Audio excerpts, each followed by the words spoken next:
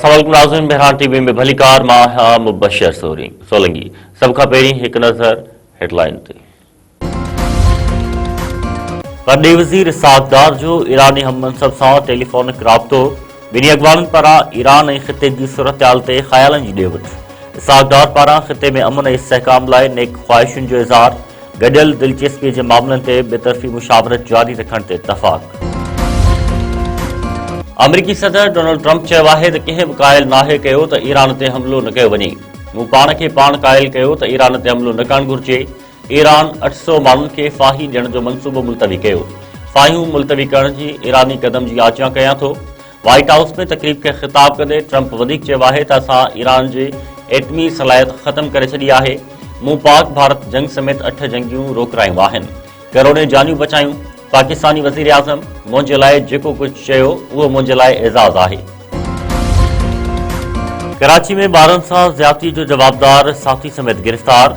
SP ओभर दावा कई आहे त जवाबदार 100 खां वधीक ॿारनि सां ज़्यादती कई आहे। मुतासिर नींगर जी निशानदेही ते मुख्य जवाबदार खे गिरफ़्तार कयो वियो। पुलिस वटि 5 सालनि दौरान 7 ॿारनि सां ज़्यादती जी शिकायतूं रिपोर्ट थियूं। मुख़्तलिफ़ ज़िलनि जे केसिस में DNA हिकु ई शख़्स सां मिली। SSP ओभर जो वधीक चवणु आहे त वाक़े में 12 खां 13 सालनि जे ॿारनि खे ज़्यादती जो निशानो बणायो वियो। हिक केस में हिक ॿार सां 2 खां वधीक जवाबदारनि ज़्यादती कई। जवाबदार इमरान मंज़ूर कॉलोनी जो रहवासी ऐं पंचर जो कमु कंदो आहे। जवाबदार ॿारनि खे मोटरसाइकिल जी लालच ॾेई ज़्यादती जो निशानो बणाईंदो हो। जवाबदारनि पुलिस आॾो दर्जने ॿारनि सां ज़्यादती जो एतराफ़ कयो आहे। वरी वज़ीर पारां ज़्यादती वाक़े में मुलविस जवाबदार जी गिरफ़्तारी ते पुलिस खे शाबाश। जांच करे रोज़ाने जी बुनियाद ते केस जी अख़बाराई रिपोर्ट ॾियण जो हुकुम। वॾे वज़ीर चयो आहे त ॿारनि जे तहफ़ुज़ लाइ सिंध हुकूमत केतिरा ई क़दम खयां आहिनि। हिन वक़्तु ताईं रुॻो 7 ॿार साम्हूं आया आहिनि। पुलिस ॿियनि मुतासिर ॿारनि जी ॻोल्हा करे पई। मुराद अली शाह वधीक चयो आहे त पुलिस जवाबदारनि खे सज़ा ॾियण लाइ भरपूर क़दम खणे। शहर में कंहिं बि दरिंदे लाइ का जॻह न आहे।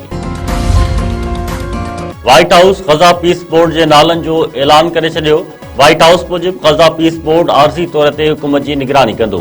बोर्ड ऑफ पीस में मार्को रूबियो, स्टीव विटकोफ ऐं जेरेड केशनर शामिल। पीस बोर्ड में टोनी ब्लेयर, निकोलाई मलादेनोफ ऐं अजय बंगाल खे बि शामिल कयो वियो।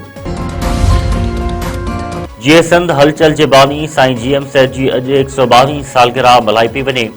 सन में सैद जे फ़िक्र सां सलाह ॾियल पार्टी जा 6 धार जलसा रचियल। सनान कुरैशी, रियाज़ चांडियो, नियाज़ कालानी, नवाज़ नूर ऐं ॿिया अॻवान ख़िताब कंदा। SUP जे जलसे में तहरीक तहफ़ुज़ आइन पाकिस्तान जी क़यादत शरीक थींदी। सवें कारकुन सन पहुची विया। मुख़्तलिफ़ हंधनि ते काफ़िलनि खे रोकण लाइ पुलिस जूं रुकावटूं ऐं गिरफ़्तारी। सिंध जे हारी अॻवान शहीद फाज़िल राहू जी अॼु 39वीं वरसी। राहूकी में जलसो। PP क़यादत नाले वारा सियासी अॻवान ख़िताब कंदा। निसार खोड़ो, रसूल बख्श चांडियो, इस्माइल राहू ऐं ॿियनि जी शहीद जी मज़ार ते हाज़िरी, गुल निछावर। खैरपुर ज़िले में 150 इंसानी जानियूं गिरकाईंदड़ उजण कलेरी तकरार जो निबेरो अॼु थींदो। दराज़ा शरीफ़ में मीर आबिद जतोई ऐं ज़ुल्फ़कार कमारियो जी सरपंची हेठि जरगो थींदो। सिक्योरिटी जा सख़्त इंतज़ाम। धीरनि खे पुलिस पहिरें हेठि दराज़ा शरीफ़ पहुचाए वेंदो।